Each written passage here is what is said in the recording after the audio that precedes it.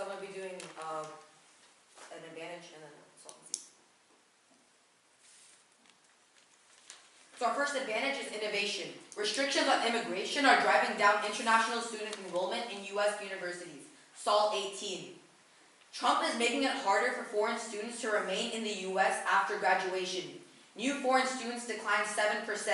Now that the revenue stream appears to be diminishing, the financial outlook may be dire enough to weigh down the bond ratings of some schools, making it more expensive for them to borrow money.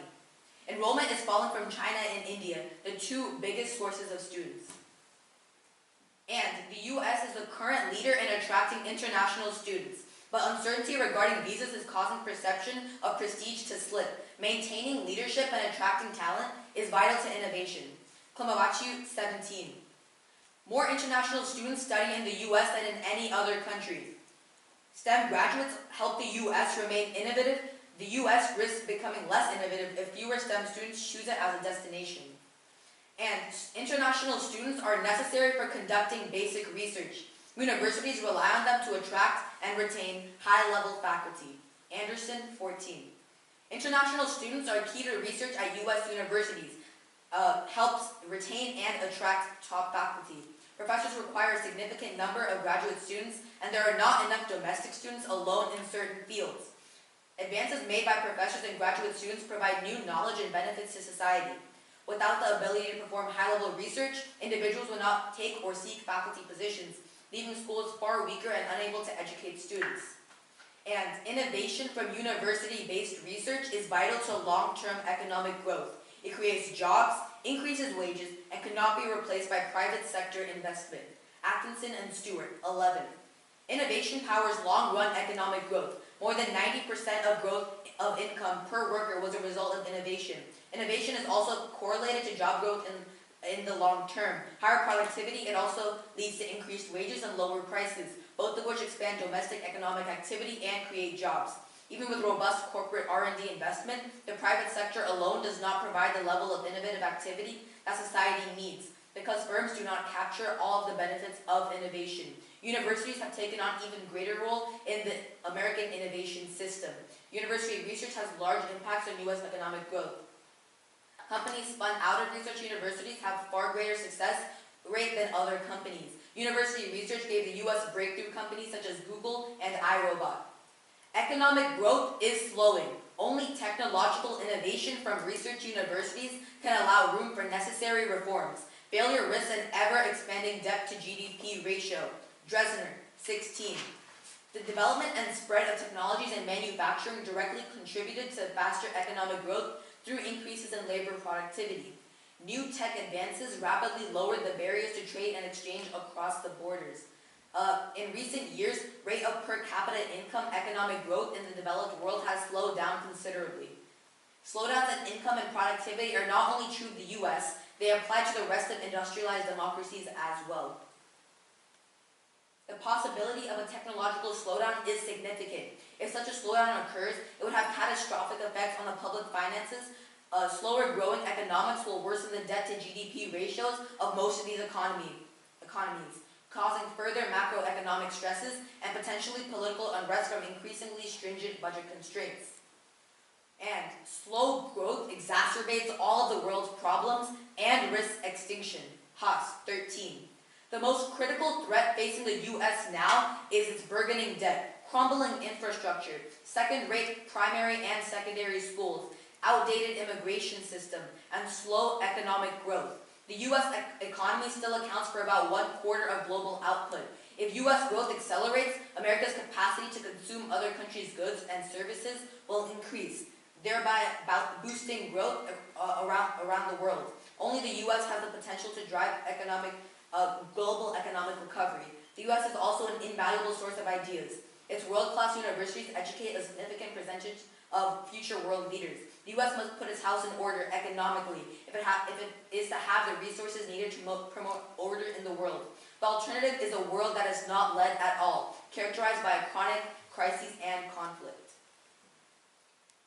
The plan text states, the United States federal government should substantially raise the annual limit for employment-based immigrants, eliminate the per-country limits for employment-based immigrants, and exempt the dependents of sponsored immigrants and individuals with graduate degrees in science and engineering fields from the numerical limit. Solvency. The plan sends a signal to potential foreign students that resolves uncertainty.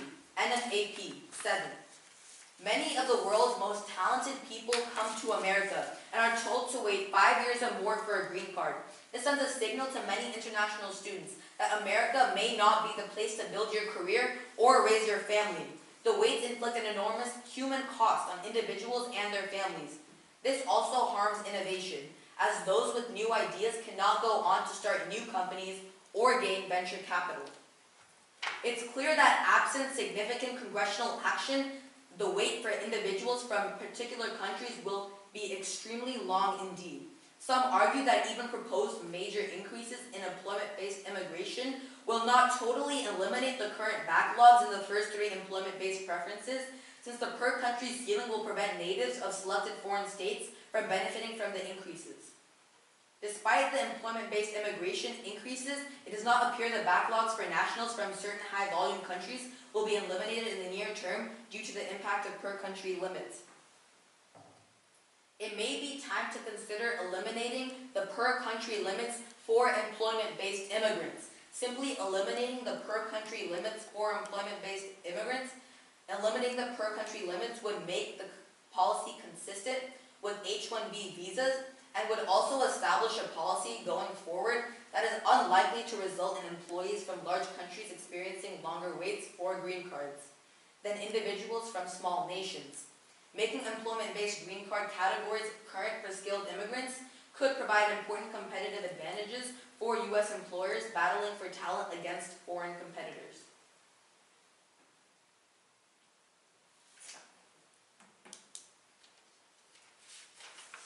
Oh, must we affirm the plan?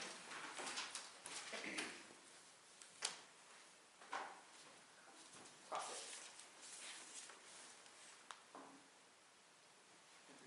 You guys know? Is this timed? Yeah. 3 minutes. You say that immigrants from other countries are key to innovative research. Why would American students not be key to that innovative research? Why do we need immigrants from other countries to come here? Because immigrants from other countries bring new ideas from those countries, which helps innovation inside the U.S. and helps provide university research, which also retains high-level faculty in universities. Then why would you want to take those brightest ideas from their countries to benefit America? Because we want to improve our economy, and that in the long term prevents economic slowdown from the U.S., which leads to an increase in U.S. edge. So would you say that sacrificing other countries' economies for America's economy is what your plan is about? No, that's not what I said at all. Okay, moving on. You say that American universities attract students from other countries. What would you say attracts those students? Like the education and the prospects in the U.S. are better, than the prospects in their country. If our universities are so great, then why wouldn't our students come to our own universities? Well, they do, but we also want new ideas from other students, from domestic students.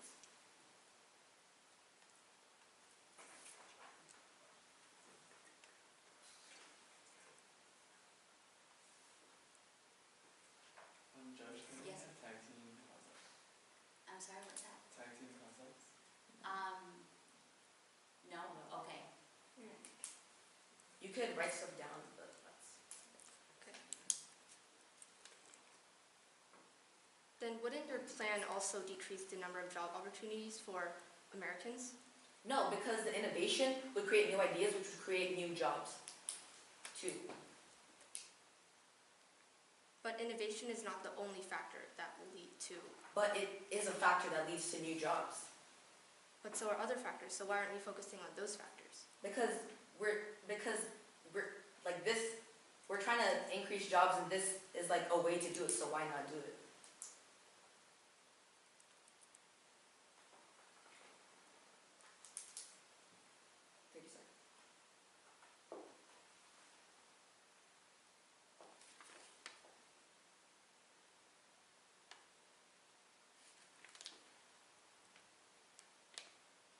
Wouldn't this also affect other countries' economies if you take students from them? No, because I assume you're talking about brain drain, but because once they come to our country, they could also go back to their country, which leads new ideas to their country, and also they could send money back to that country, which also helps that country's economy. But why would they go back to their country if they wanted to come here in the first place?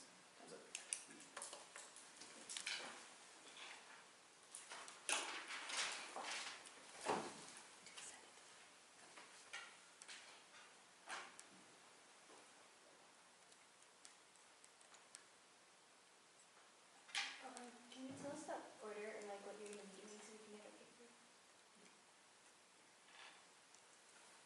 Let me open my document first. Just so you know. Yeah, we'll have an email link. Yeah.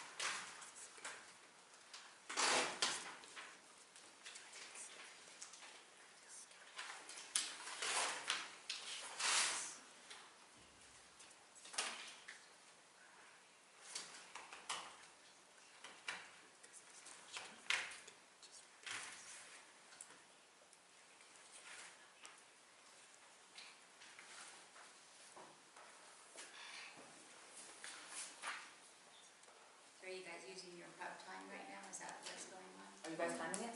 No, we're just putting the information on a new doc so we can send it to you. Oh, okay, speech doc.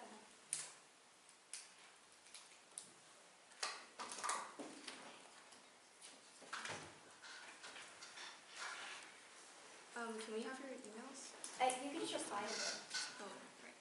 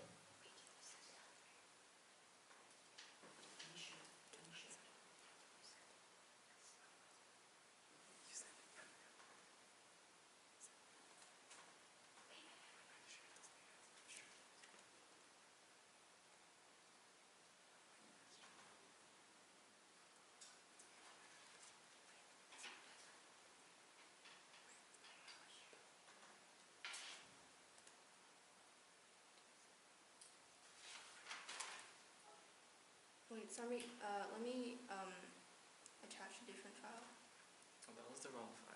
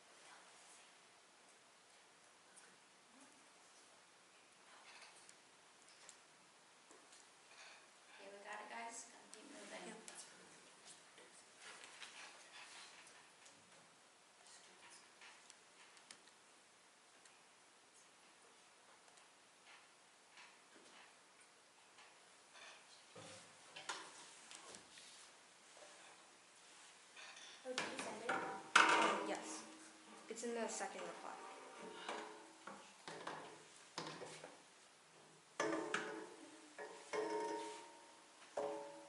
How many octaves are you doing?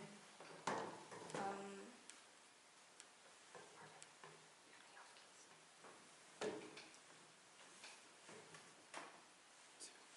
two. Two?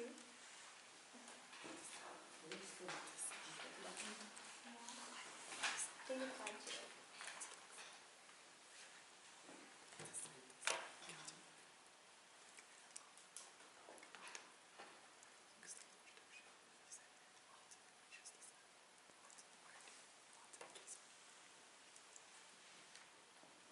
Did you share it with him? Did you show me? Oh wait, did you put me in the...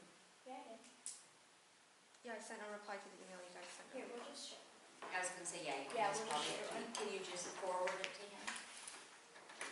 Supposed to remind me to start around. It's not, I haven't got it on my computer yet. And try refreshing the page, it should be simple. So, how do you? I'm not Just hit sure. Command R. Command R, okay.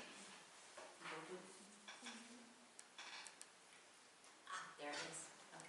I've been sitting here waiting. Thanks. Mm-hmm. Okay. You guys ready?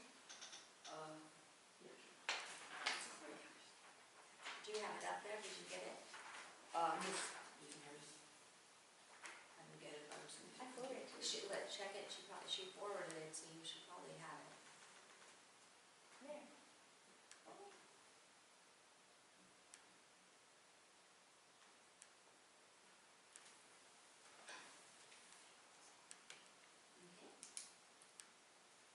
Is everyone ready? You guys ready? Yeah. Okay, let's go. The U.S. government doesn't allow for many high-skilled immigrants to come into our universities for a variety of reasons that our opponents don't consider. They believe it's wise to rely completely on other countries as our source of innovation, but this is completely foolish and will ultimately hurt our country in the long run. We must look to the facts and realize why the government hasn't already adopted this solution to America's innovation problem. On to the wages GGSA. The first stock issue is the disadvantage. Our opponents don't assume the negative effect that immigrants will have on our economy.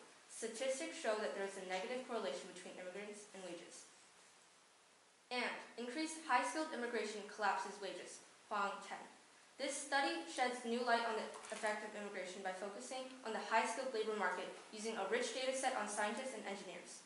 Using a new instrument, individual-level regressions find a negative and significant effect on immigration on native wages. These results are consistent with theoretical predictions that increased labor supply puts downward pressure on wages. And high wages are the single most important factor for growth, Bivens 17.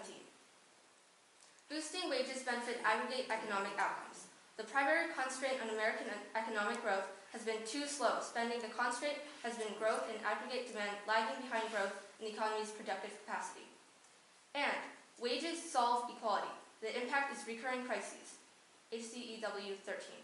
Stagnant, low wages have serious implications for taxpayers. They also allow the income gap to grow wider. Income inequality threatens economic growth and leads to crises. The IMF noted, the recent global economic crisis resulted from the increase in inequality.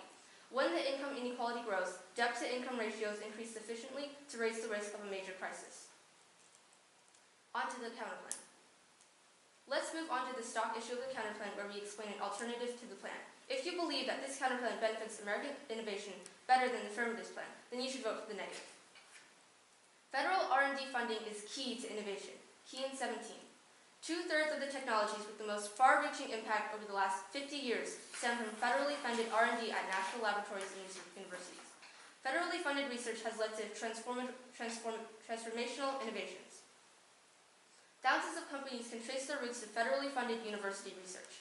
Focusing federal research funding on research universities who enjoy strong corporates and business partners has strategic value. Federal R&D dollars have long been this nation's competitive advantage. With fewer federal dollars allocated to scientific R&D, the next Silicon Valley may not emerge as quickly. And reforming the R&D tax credit promotes investment. Markovich 12. The federal government also promotes R&D through its tax policy. Economics and businesses support the goal of raising private sector R&D investment. Many countries have incentive programs far more generous than that of the United States. An incremental system like the U.S. creates costs for companies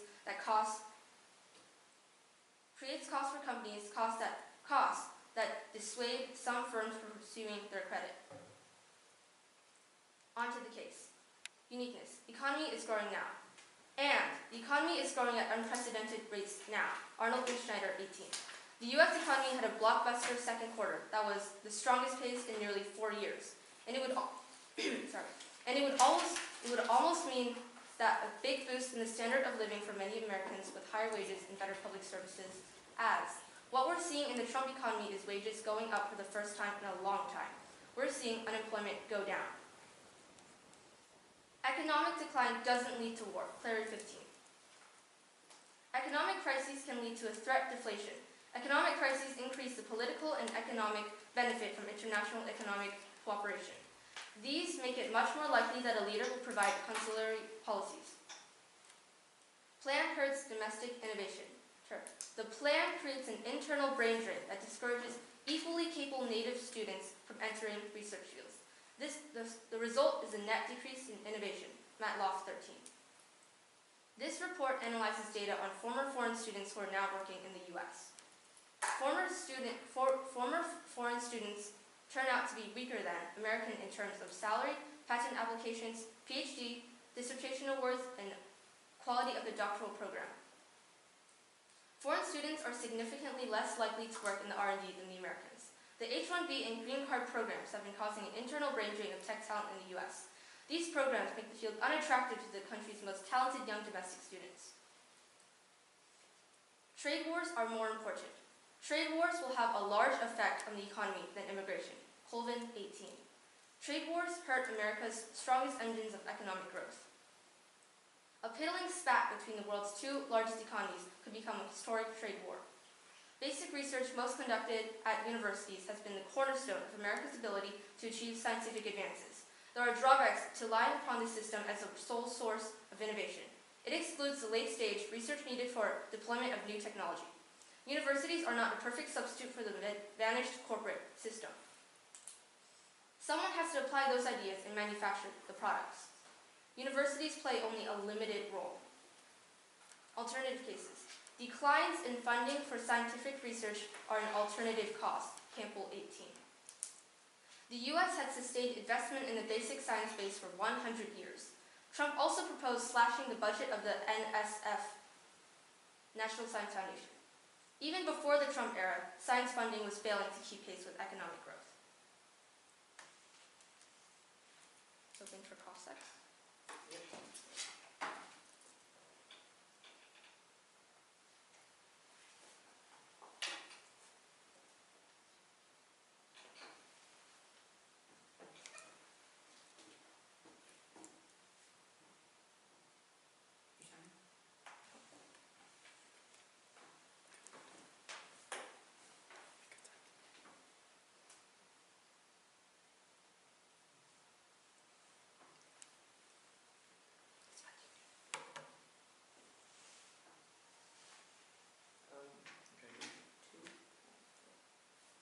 Okay, so what's stopping the immigrants from going back to their home country?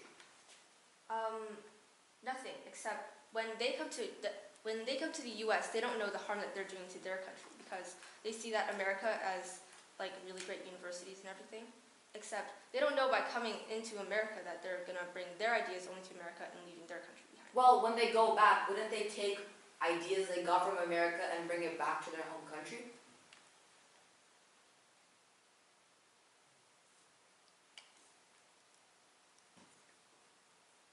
So those would lead to more evolved ideas, right? Well, why wouldn't they want to stay in America? They would probably want to stay in America if they see that America's economy is growing. Well, first of all, they would probably get a better job in their home country now that they've received a higher education in America since that's valued more in their home country. So they would get a better job there and they would want to move there and they would bring their ideas to that company. So, like, why wouldn't that help that economy? Because then that would mean that they would be spies for their country and they wouldn't really be helping our country. Could you explain that? What do you mean by spies? Well, if they're coming to America and then taking our ideas and bringing it back to their country. Well, no, they have ideas that they bring to the U.S. Then when they receive a higher education, they build on those ideas, and then they get more evolved ideas that they can take back to their home country, right? But they would build, why wouldn't they build their ideas So in they would America? build America's economy and their home country's economy. Wouldn't that be better? But when they come to America, their mindset is just benefiting themselves because they see that American universities are higher than theirs. So why would Well, they want even if they have the mindset that they're only helping themselves, they are like unintentionally helping both, because when they move back to their home country, they still benefit that economy, right? But why would they want to move back if they see that America has a better environment? I'm asking the question. Sorry. Oh, right, sorry. So in your Adler 18 card, you said that university research does not guarantee economic growth. Isn't that directly contradicting your R&D counterplan that literally states you're going to put more funding into research and development? Well, there are other factors besides innovation, because what is innovation? It's just ideas. Yeah, and those ideas evolve into new jobs, right? Which in turn helps our economy, right? Wouldn't that benefit us?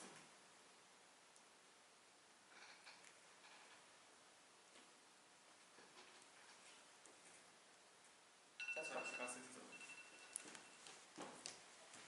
Okay, we'll take 2 minutes of step prep. Okay. Time starts now.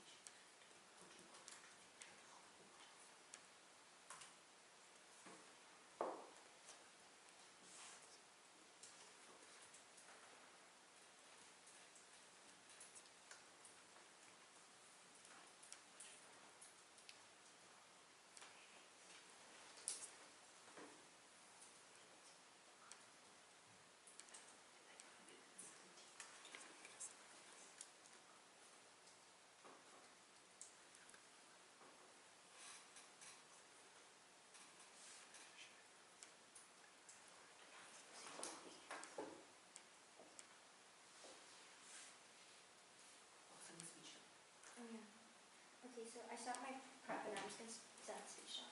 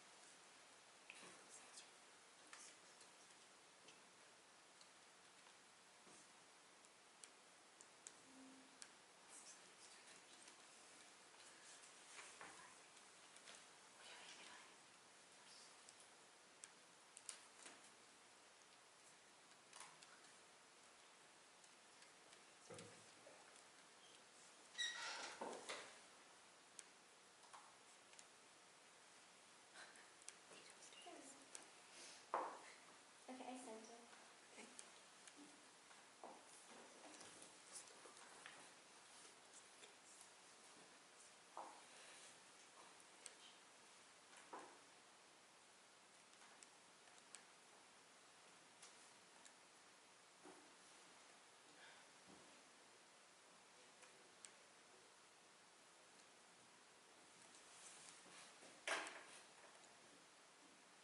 Is it in the same email? Yes. It should be, if it's not, maybe she can forward it to you. Could reply to her email, so maybe Yeah. just send it. Oh, did you copy and paste it into Yeah, Yeah. because it wasn't part of the application.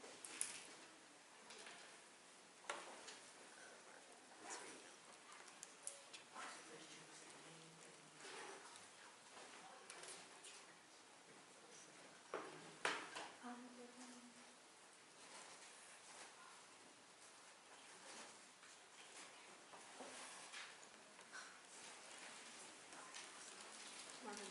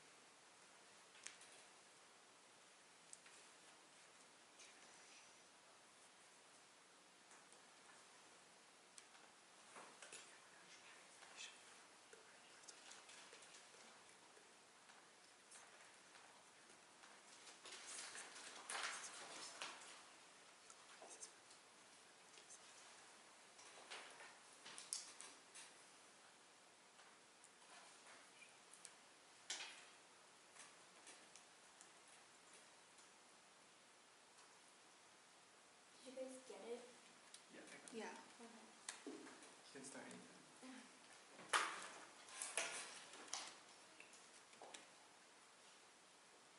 Okay.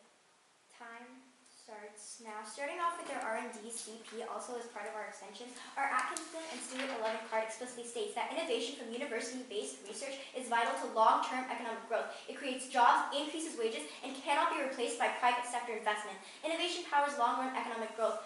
And more than 90% of growth income per worker was a result of innovation. Innovation is also correlated to job growth in the long run.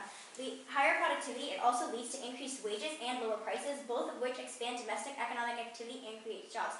Even with robust corporate R&D investment, the private sector alone does not provide the level of innovative activity that society needs because firms do not capture all of the benefits of innovation. Universities have taken on an even greater role in the American innovation system. Large impacts on U.S. economic growth. Companies spun out of research universities have a far greater success rate than any other company. University research gave the U.S. breakthrough companies such as Google and iRobot. So when they state that university-based research is not important towards innovation, it actually is, because R&D alone cannot do anything for the U.S. when it comes to economic growth. Moving on to them saying that our case is not unique because the economy is growing right now. Actually, Dresner 16 states that economic growth is slowing. Only technological innovation from research universities can allow room for necessary reforms. Failure risks and ever-expanding debt to GDP growth. Development and spread of technologies in manufacturing directly contributed to faster economic growth through increases in labor productivity. New tech advances rapidly lowered the barriers to trade and exchange across borders. In recent years, rate of per capita income economic growth in the developed world has slowed down considerably. Slowdowns in income and productivity are not only true of the U.S., they apply to the rest of industrialized democracies as well. A slow growth economic trajectory also creates policy problems that increase the likelihood of even slower growth. Higher growth is a political palliative that makes structural reforms easier. In a low growth world, other economies will be understandably reluctant to engage in such reforms. It is possible that concerns about a radical growth slowdown are exaggerated. The possibility of a technological slowdown is significant. If such a slowdown occurs, it would have catastrophic effects on the public finances. Slower growing economies will worsen the debt to GDP ratios of most of these economies, causing further macroeconomic stresses and potentially political unrest from increasingly stringent budget constraints. They also say that trade war is the most important war, but if our economy is going down, as Trump as a president, he is going to cause diversionary war, which is also the biggest war in this impact. So now we're looking at trade war and diversionary war, and with diversionary war comes an economic recession because our economy is slowing right now. So in order to grow our economy the way we need these immigrants to come in from other countries and to bring in their ideas that they get from these other countries to raise innovation in the United States. And they go on to say that these immigrants coming in from other countries are going to steal the U.S.'s ideas, and they go on to say about brain drain. But restrictions causes them to stay and promotes recirculation. Bregman 16. This promotes immigrants' return, but in time, 85% of the immigrants who come to the U.S. return home to teach their countries what they have learned in the U.S. Saying that this is not brain drain, it's actually called brain circulation, where these immigrants come in to the U.S. because they're attracted by these university-based research schools that are teaching immigrants what they're doing in the U.S. But the thing is that right now, these immigrants are not attracted to the U.S., which is exactly why we need to reduce restrictions on these immigration law, so they are able to come here, learn about what the U.S. does to improve the economy, and also go back to their country and teach their country what they have learned. And this is called brain circulation. It is not brain drain. Moving on, they say that their first diss had about wages was that their hung 10 card says that this is going to collapse wages, but no, because innovation is actually going to increase wages and jobs, and this also leads to economic growth, as my first card stated that I read in this speech. They also say that the single factor for growth is wages in their Bivens 17 card, but our opponent has explicitly stated that there are more factors to economic growth than wages, but then she goes on to read with her Bivens 17 card, which completely contradicts herself by saying that wages are the only factor. So if we're going to talk about other factors, my partner and I are giving you that innovation leads to jobs, it leads to wages, and it also proves that R&D is not the only reason we are going to be able to have economic growth. But where she comes on to say and completely contradicts herself by saying that wages is the only way to increase economic growth. But my partner and I are here to say no, that this is not true, and she can't just contradict herself and come up here and say that and then go on to say that wages are the only thing. So we've given you 3 ways. Innovation is increasing wages, it increases jobs, and it also leads in the long term to economic growth. Now moving on to what she said against our innovation. She says that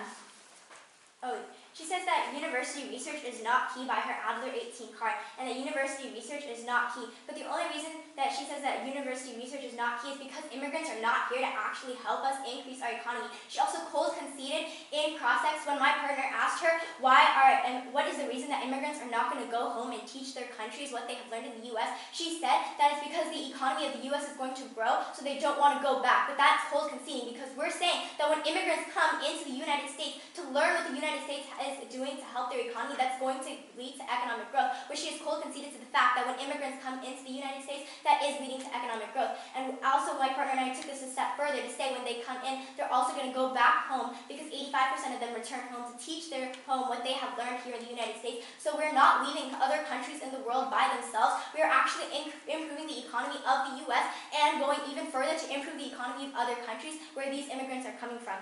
And for these reasons, I urge an affirmation ballot. Cross. You said that it creates. Wait 1 second, it's time. Time. Go ahead. Alright, so you said that it creates jobs it creates jobs and increases wages, but wouldn't more job opportunities mean less wages for all those people coming in?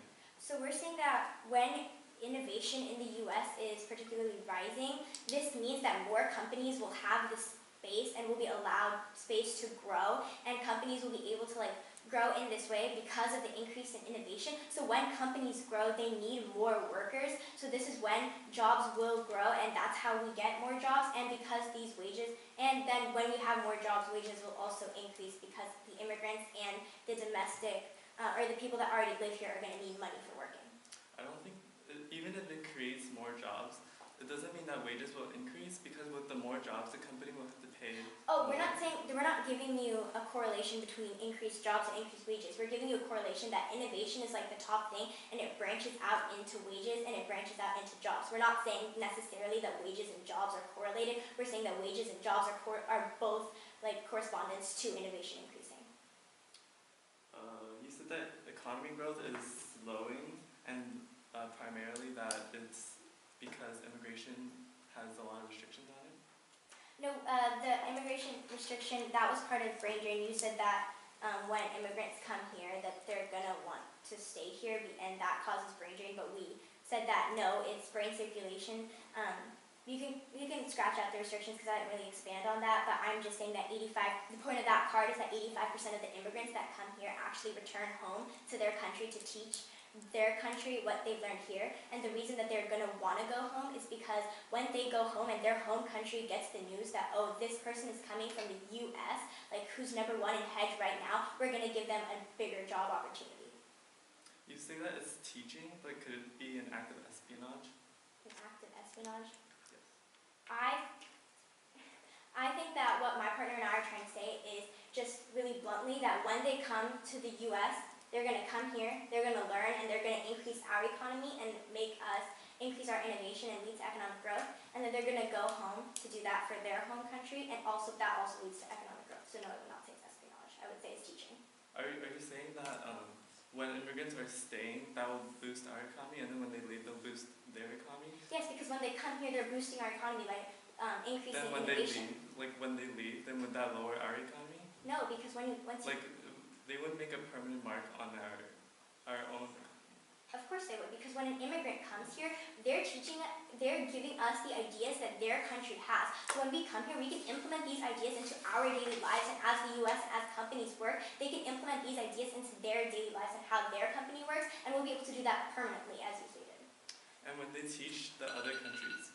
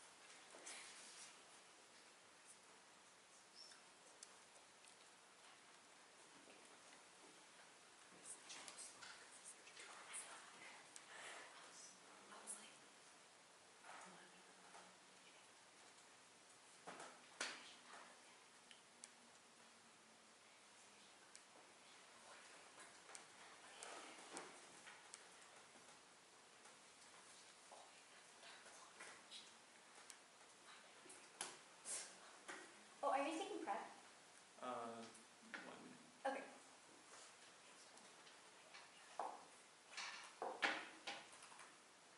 Because that is using their prep time. Yeah, they're using Yeah. They're using their prep, that's right, exactly.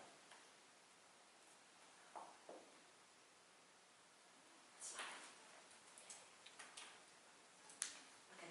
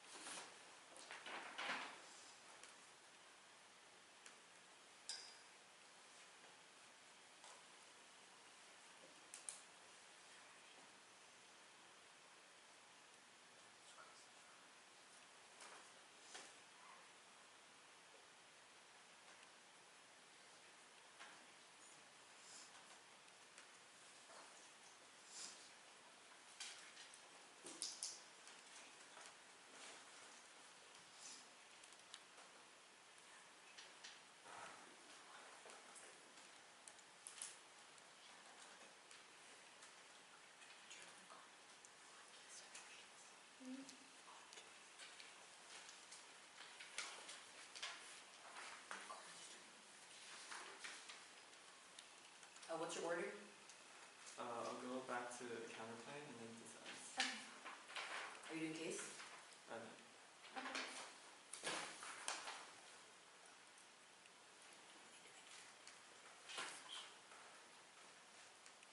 I sent the email, tell me when you're ready.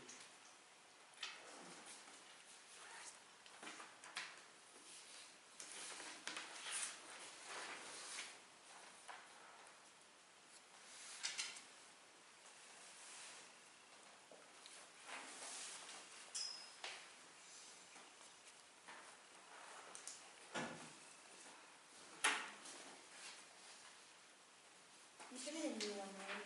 Yes.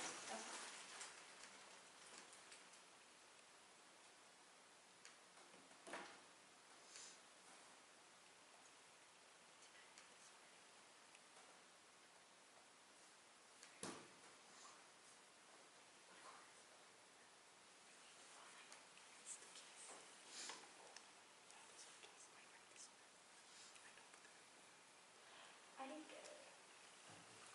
Here this was.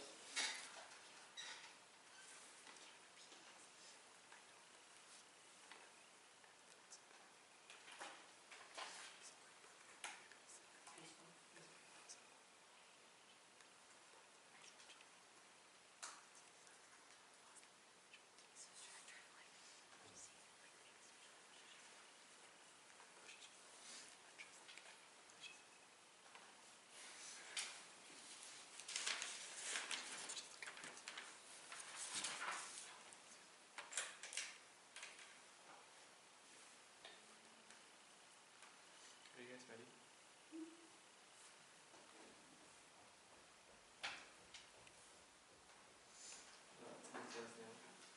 So onto our extending on our counter plan. Increased funding for R&D is necessary for the U.S. to maintain a comparative advantage. Markovich 12. U.S. government has spent more as a percent of GDP on directly funded R&D than other national governments. This competitive advantage is eroding as growth of federal R&D investment wanes. And federal R&D is low now and will decline in the future. It is critical to innovation. And 16. Federally funded R&D is a hallmark of the U.S. economy. 2/3 of the most influential technologies of the past 50 years were supported by the federal R&D. It translates into productivity growth, the most important mechanism for ensuring economic growth. While the U.S. once led the world in government-funded R&D intensity, we now rank 12th. Around the world, scientific R&D intensive firms situate themselves in proximity to universities to enjoy myriad ecosystem benefits. And history shows that government funding for R&D is necessary. Hardin 13. Research was regarded as an activity that could produce public good. Government could support scientific research without impeding their freedom to pursue novel scientific ideas related to their work. Industry was reluctant to commit resources to basic research. Eventually, supporters turned to the U.S. Congress. The U.S. government greatly expanded support for science through a National Science Foundation and the Grants Program. Healy's argument is based on his belief the private sector would have performed all the basic research needed. Could all this work have been produced by privately funded science? Possibly, but the uncertainty and the impetus to pursue only activities with near-term profit possibilities, it is doubtful. And by using tax credits, the counter plan spurs rather than deters private R&D. Government creates policies that stimulate R&D activity. Individual firms are often unable to harness all the benefits of innovation and therefore are under-investing in R&D. Tax incentives encourage investment. And government funding is necessary for an innovative research. Markovich 12. Without government intervention, the private market would not adequately supply certain types of research. On basic research. Research is ultimately the source of most innovation. Funding for R&D will ensure that immigrants continue to choose the U.S. McDaniel 14. The U.S. funds the most research in academia and business, among the world's best. Because of the federal government's major investment in academic research, U.S. universities successfully compete. Knowledge economies rely on sustained investment in research and development. Onto the disads. Wages are increasingly rapidly. Key to the economy. Manikia 18. Higher pay leads to more sales, creating a virtuous circle of growth and prosperity. Wages have begun picking up, as has productivity growth. The financial crisis is long since over, so what's to worry about? There is concern about where the next wave of growth will come from. Wages are growing now, based on data from the Fed Wage Tracker. The data from the Atlanta Fed Wage Tracker suggests that many workers are now experiencing wage growth. History shows us that wage growth can accelerate quickly. Labor market slack has significantly diminished over the past several years. Further acceleration in wage growth should not be ruled out. Onto the economy the U.S. economy is still growing, but recession is still a risk. Proposal 4 stage. Despite the market correcting on tech stocks and rumors of trade wars, the U.S. economy is still humming along. There is reason to be cautious. Jobs are still plentiful. A strong job market will likely lead to higher consumer spending. The willingness to expand investments is also high. The economy is growing now, but it's not resilient. Patterson 17. Our model suggests only a 38% chance of a U.S. recession. Bearing some shock, the economy for now doesn't look at risk for imminent recession. Momentum both give reason for near-term calm or even optimism.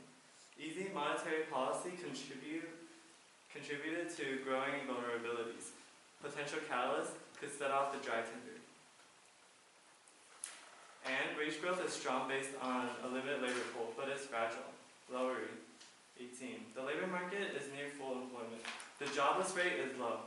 The economy is adding tens of thousands of jobs each month, and wages are increasing. Situations recovered, but now that's changing. Low-wage workers are also seeing big increases in their earnings, and the poverty rate is declining too. High-skilled immigrants causes surpluses throughout the entire labor pool. Bourgeois 16. An influx of foreign-born laborers reduced the economic opportunities for laborers. All laborers now face stiffer competition. Those most affected by immigration were pre-existing low-skilled workers.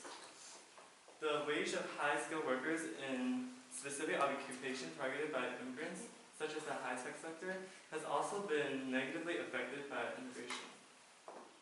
And STEM shortage is a myth perpetuated to facilitate a salary race to the bottom.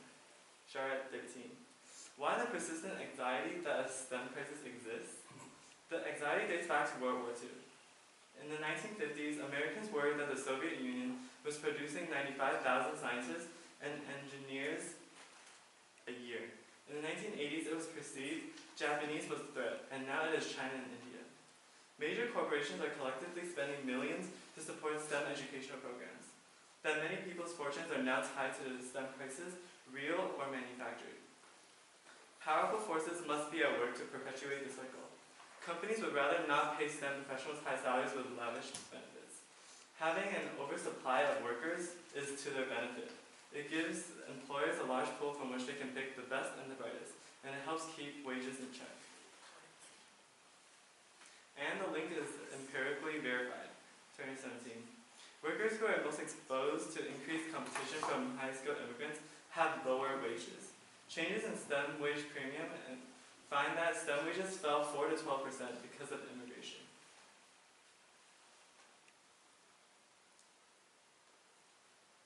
The link is faster than a turn. Bourgeois 16. High-skilled immigration imposes costs. The possibility that the presence of skilled foreigners might increase the potential for future innovation little to address the current grievance of the natives, who have been and who may no longer be able to pursue the careers they were trained for. And prioritize our short-term links. Economies get more resilient deeper into recoveries, which solves the impact to their terms. The global recovery is firming. The key issue, policymakers is ensuring that this nascent growth becomes sustainable. Investment and productivity growth can unleash a virtuous cycle, so that strong growth becomes durable and self-sustaining. High wages are key to durable growth. Verse 15. Increases in worker pay can lead to improvements in productivity. Higher wages motivate employees to work harder. Higher wages create the conditions for workers to be more productive. Higher wages attract more capable and productive workers. High wages lead to lower turnover. Okay, 3 minutes left.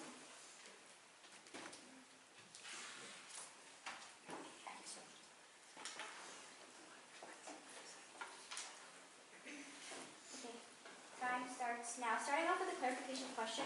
What card talks about China and India's immigrants coming here? I just didn't catch the name. It wasn't even.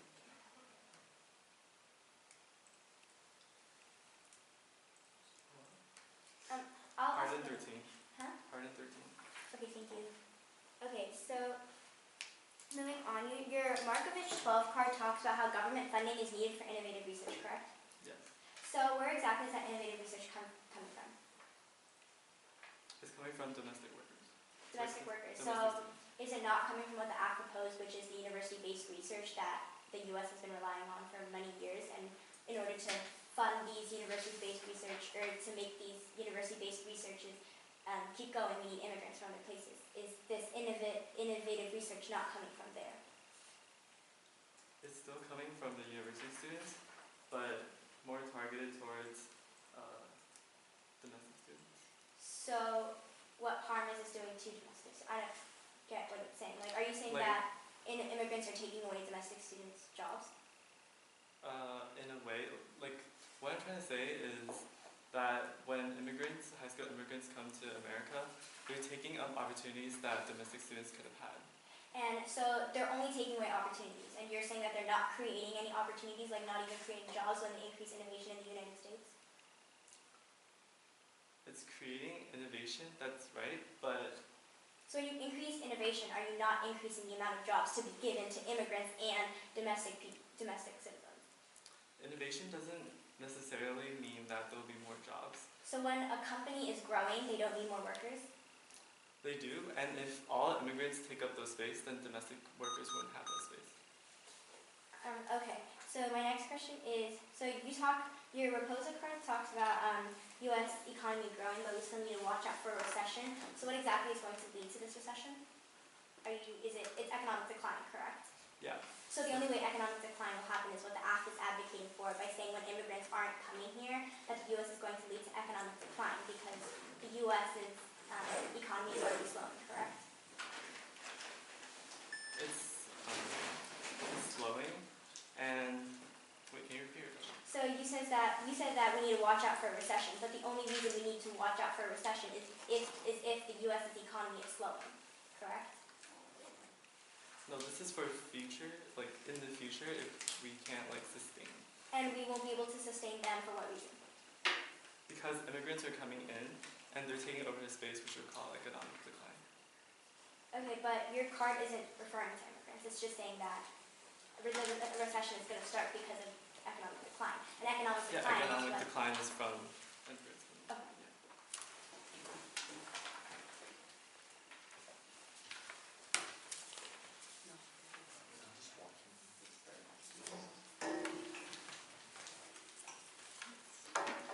Are you guys going to be taking any prep?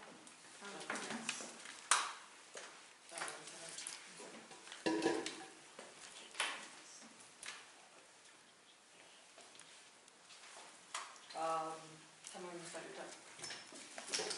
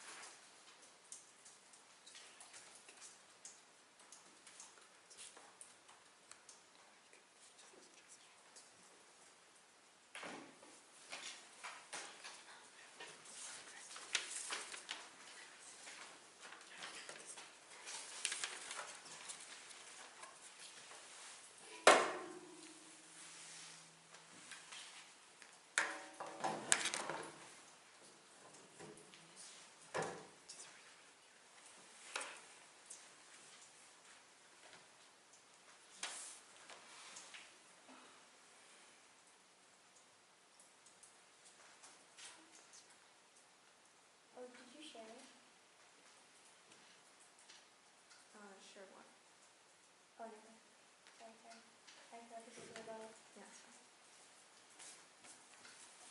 Are you any cards in your rebuttal? Any new ones? No new parts. Okay.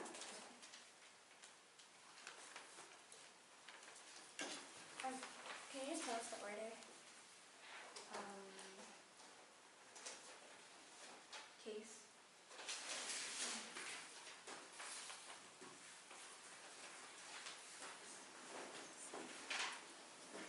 Is that just for the case? Yeah, just Yes.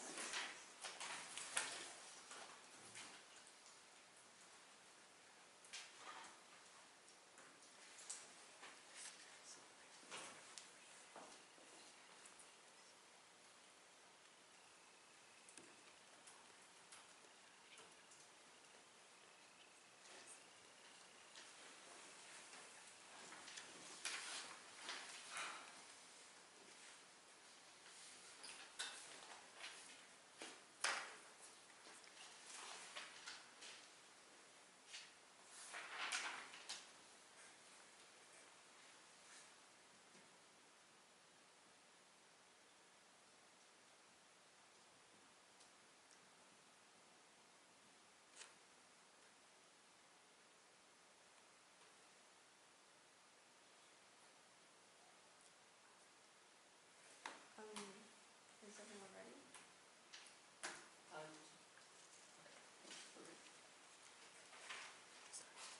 The economy is growing at unprecedented rates now.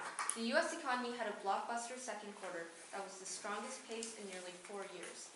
It would almost certainly mean a big boost in the standard of living for many Americans, with higher wages and better public services, as what we're seeing in the Trump economy is wages going up for the first time in a long time. We're seeing unemployment go down. So you're saying that, besides that, also, your plan hurts domestic innovation because what you're saying is that you're bringing in immigrants from other countries into America, and they're being taught from our American universities.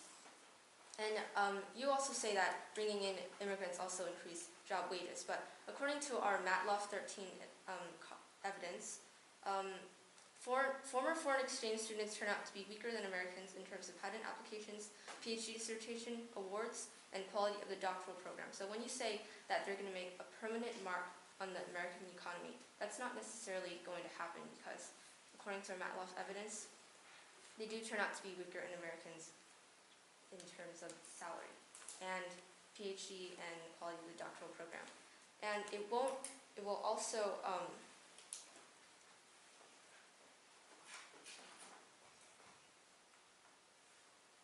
so when you say that they will go back to their countries, they'll probably only benefit their countries and not help the American economy because what they're doing is probably not leaving a mark on our economy. Instead, they're taking ideas from our universities and bringing it back to their economy and only improving their economy and not ours.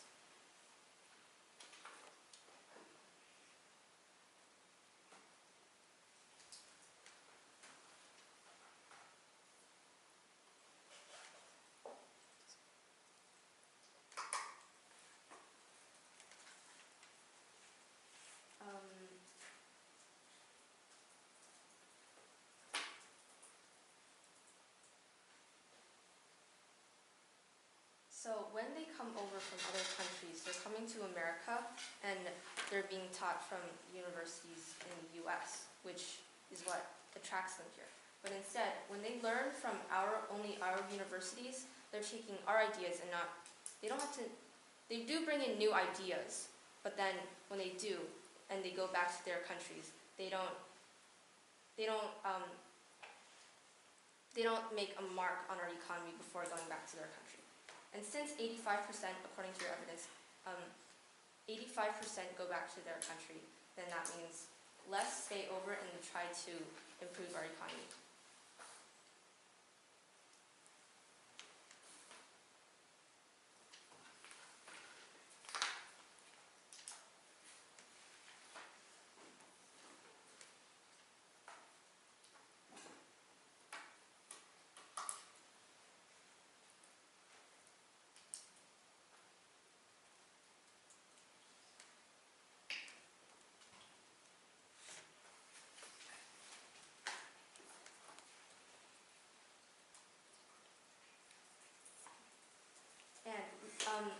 Reliance on university research doesn't guarantee economic growth. The benefits only occur around centers of production, which aren't necessarily in the U.S. Basic research mostly conducted at universities has been the cornerstone of America's ability to achieve scientific advances. So there are drawbacks to relying upon the system as the sole source of innovation excludes the late-stage research needed for the deployment of new technology. Universities are not a perfect substitute for the managed corporate system. Someone has to apply those ideas and manufacture those products. So if the immigrants from other countries come and they don't apply those ideas and manufacture those products, then nothing will be benefited from them. Only their country, and once their country benefits and our country doesn't benefit, then that means the complete opposite of what we want.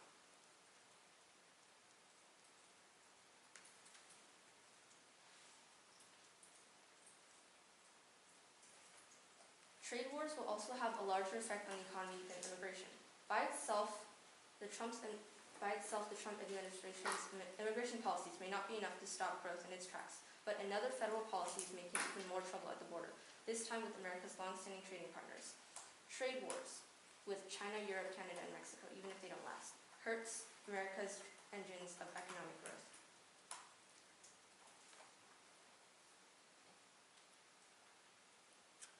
And if there's a trade war and when immigrants from their country, they're taking their ideas that they got from America and bringing it back to their country, and if their country advances and ours don't, then that would be bad for the U.S.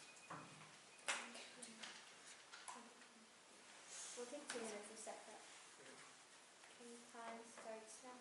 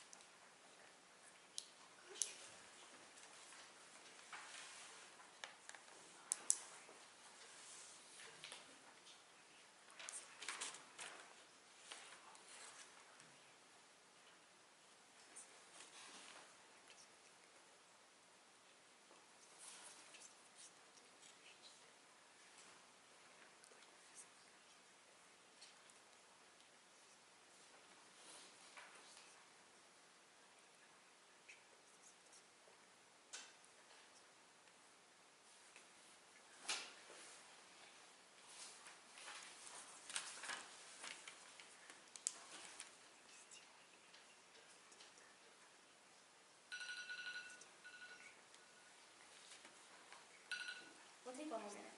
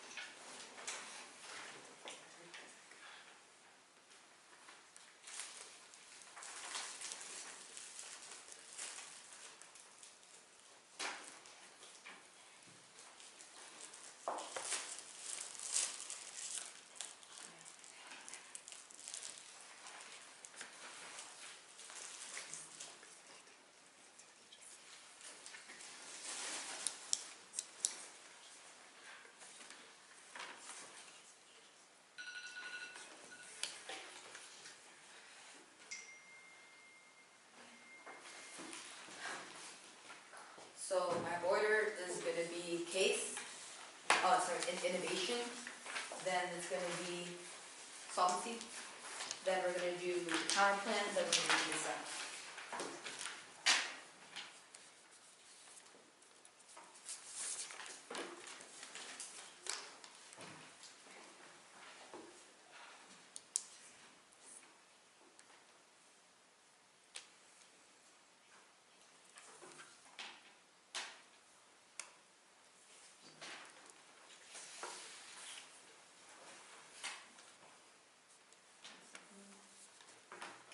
You guys ready?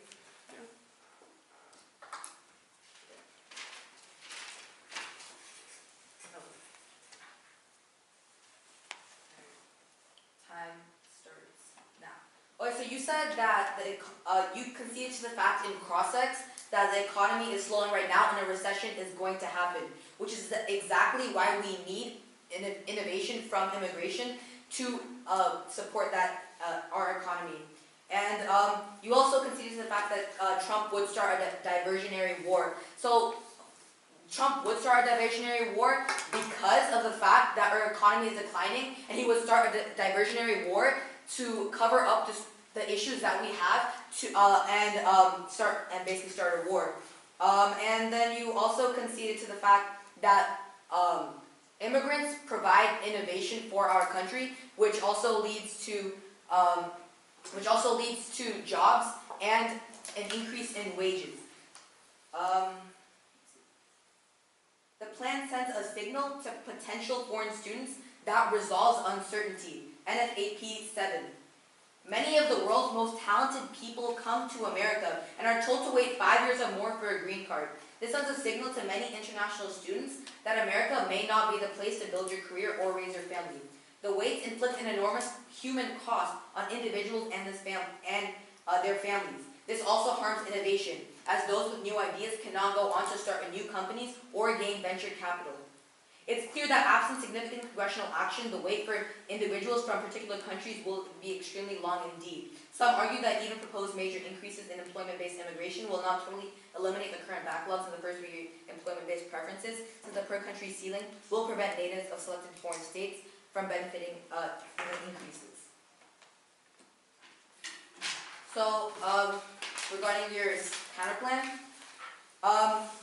you say that the R&D is the only thing that could help innovation, but as our Atkinson and Stewart cards said, that R&D cannot replace the innovation and research from immigration, and you need people to carry out that research that's getting funding from the government, which is what immigration grants you. And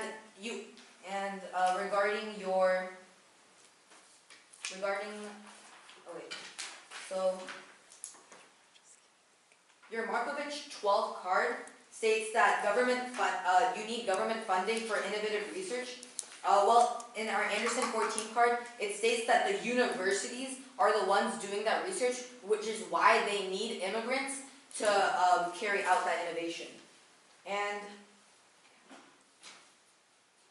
regarding your dissat, so you say that wages are low now, but our Dresser 16 evidence clearly states that the economy is slowing right now, and to help our economy, we need more immigration, which in turn helps our economy, innovation, and wages.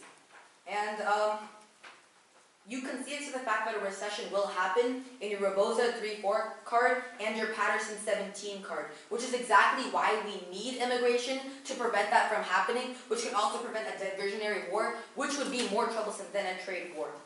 And you also said that China and India are main sources of STEM in your Garden 13 card, but right now the amount of students we get from China and India are dropping, which is why we need this plan to retain those students from those countries and to help our innovation.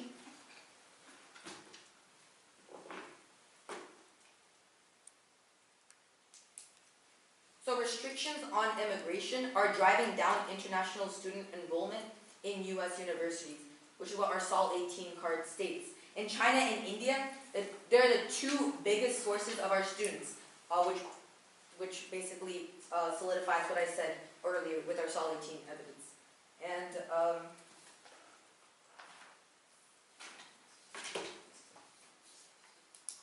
yeah, that's it. Oh, that's good for the plan.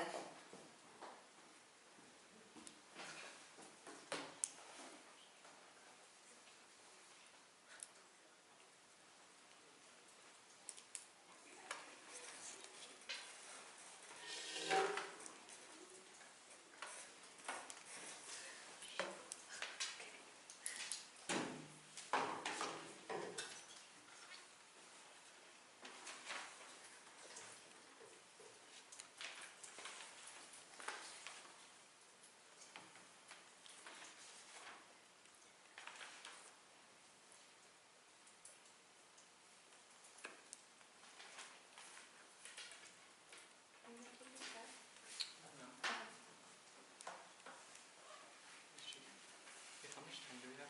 5. I think you have 2.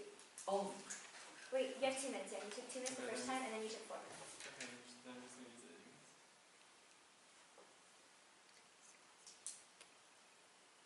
wait, did you correct? No. Oh, wait. This is last speech. Yeah, this is the last speech. How would you know? Yeah. 2 minutes starting now.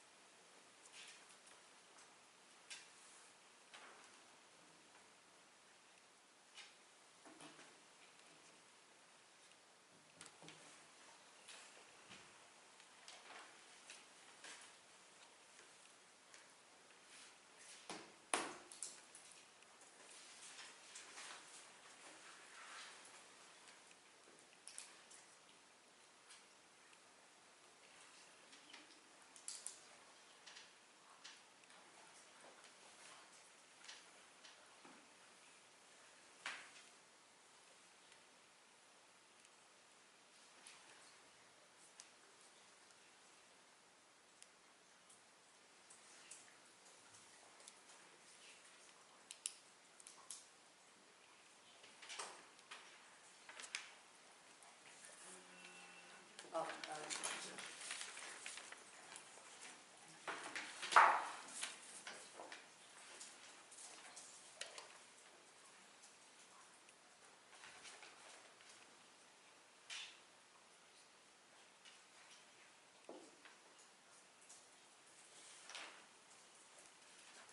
Next step. So first about your solvency, I want to extend on the card for universityresearch.p that reliance on university research doesn't guarantee economic growth, and the benefits only occur around centers of production which aren't necessarily in the US. And what I'm trying to say is that university students are only like the first step to boosting our economy. Like there's multiple steps before the economy can actually be boosted, which is the manufacturing process, and we don't necessarily need immigrants and their so-called good ideas to help us with our boosting our market economy. And you're saying that adjusting your like teaching card, like students, immigrants, when they come over, they do learn from us. But the ideas that they learn from us, they could like use that as something that can also hurt our economy. Like for example, if their ideas were about how to make nuclear weapons and they bring it to their country, then then a nuclear war could happen if there were like some disagreements between the countries. And then I also want to extend on the wages. Wages are constantly decreasing if immigrants are continuing to come to our job market because they're taking up all of our occupation space. I'm assuming a judge also has an occupation. Like if someone from a random country is saying that they have more experience than you and they just take over your job and you're like you wouldn't want that because they don't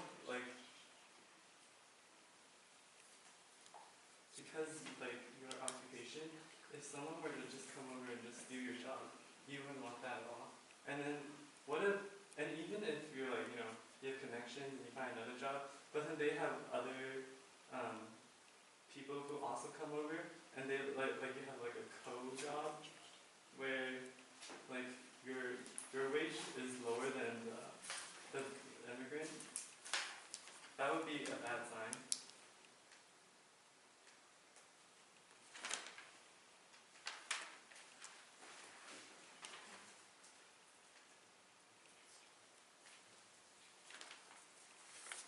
And high wages are the most important factor for growth. So with less wages on our domestic workers, that wouldn't help boost our own economy. And that's why you should not vote the app. Yeah.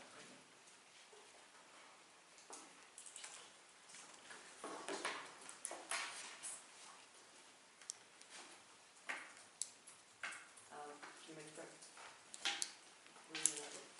Which seems like 3 minutes left. Time starts now.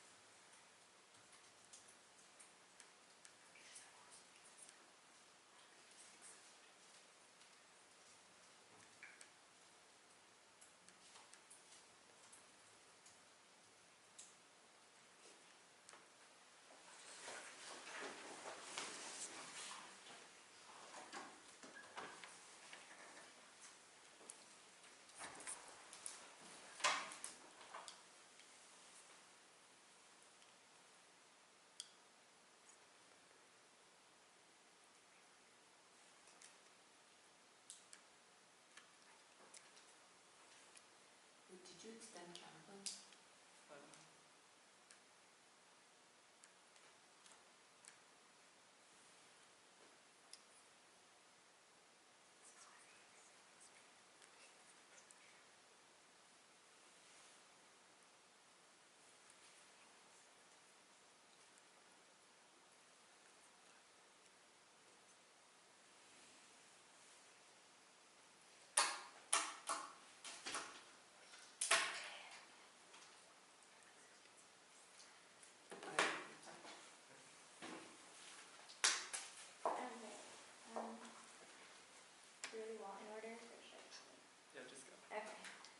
everyone ready? Okay, time starts now. So starting off with innovation. My opponents have come up here and said that when immigrants come here, they're only here to help their country and not to actually help the United States. But they've completely ignored the fact that the only reason that immigrants are actually coming here are to bring in ideas from these other countries. Now these other ideas are going to be helpful and beneficial to the United States because, as my partner and I have already proved, that wages are decreasing right now and we have a slow economic growth. So when they bring in these ideas from other countries, it is actually going to be beneficial to the United States, because what the United States is doing now is not helpful. So by going through with the plan and bringing in more immigrants, it is going to help the United States. And not only that, but when the immigrants learn what the United States is doing here, and when they learn ideas that are from the United States, they will be able to go back to their home country and teach them what they have taught. So not only is the affirmation helping the economy of the United States, but it is helping the economy of all the countries around us that these immigrants may be coming from. And that idea is called brain circulation, which is exactly what the act is advocating for. Moving on to solvency, we are saying that the U.S. is looking less attractive to immigrants from other nations because we are forcing them to wait for green cards and such and not just letting them come in and share their ideas. And they said that this doesn't guarantee economic growth, but that is not what our solvency is stating. We're saying that this is stopping immigrants from coming in, and this is stopping the U.S. from looking like a great learning place for other nations, and this is stopping the U.S. from looking so attractive, which also continues to stop university-based research, which is what the United States runs off of as a nation. And then they went on to say to these universities that there's multiple steps before we can actually boost our economy. But they also said that the first step to this economic boost is university-based research. So in order to actually go through with this economic growth, we need to get through with the first step. And in order to get through with the first step, which is university-based research, we actually need these immigrants to come in and work with us and give us new ideas for our basic research to actually flow through the roof, which we will then be able to go through with economic growth because it is a multiple-step problem.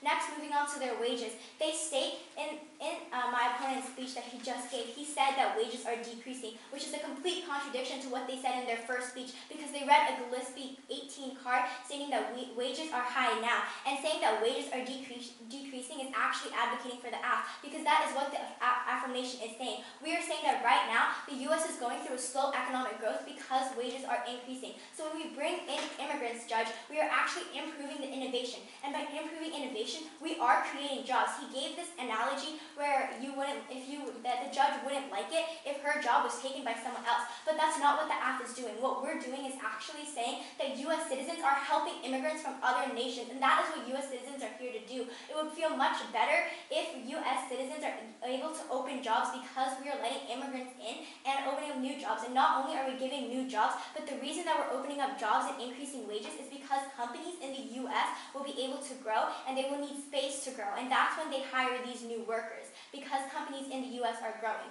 And when companies in the U.S. grow, that also leads to innovation, and that also leads to the United States looking more attractive to other nations. It's a never-ending cycle that the affirmation is going with, and this never-ending cycle is actually beneficial to the United States, and not just the United States, it's actually beneficial to the entire world. And for these reasons, we affirm their plan.